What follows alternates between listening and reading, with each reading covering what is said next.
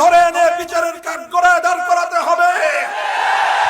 অন্তর্বর্তীকালীন সরকার যদি এটা করতে ব্যর্থ হয়, এদেশের মানুষ বরদাস্ত করবে না। শেখ হাসিনা বাংলাদেশের মানুষকে কোনোদিন ঐক্যবদ্ধ হতে দেয়নি, কারণ সে জানতো এদেশের মানুষ ঐক্যবদ্ধ হলে বাংলাদেশের উপর দাদা বাবুদের খবরদারি চলবে না। সে জানতো এদেশের মানুষ ঐক্যবদ্ধ হলে এদেশকে অন্য দেশের অঙ্গরাজ্যে পরিণত করা সম্ভব হবে না। সে জানতো এদেশের মানুষ ঐক্যবদ্ধ হলে এদেশের মানুষের বুকের উপর দিয়ে একতরফা ট্রানজিট দেওয়া তার পক্ষে সম্ভব হবে না। সে জানতো এদেশের মানুষ ঐক্যবদ্ধ হলে মরণবাদ ফারাক্কা ভেঙে গড়িয়ে দেওয়া হবে। 1971 সালের 16ই ডিসেম্বর বিজয় অর্জিত হওয়ার কিছুদিনের মধ্যে